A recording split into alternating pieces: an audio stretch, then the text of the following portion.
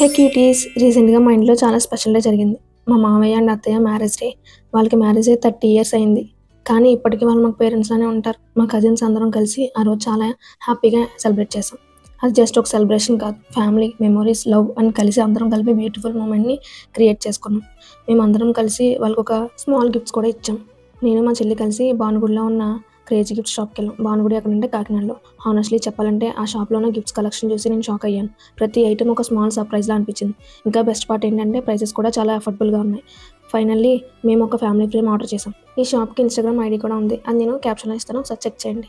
ఆ షాప్ వాళ్ళు ఒక 5 మినిట్స్ వెయిట్ చేస్తారా అన్నారు. అంతే, నా పొట్టలో ఆకలి స్టార్ట్ అయింది. అప్పుడే నేను మా చెల్లి బయటకెళ్ళి మంచిగా ఐస్ క్రీమ్ తిన్నాం.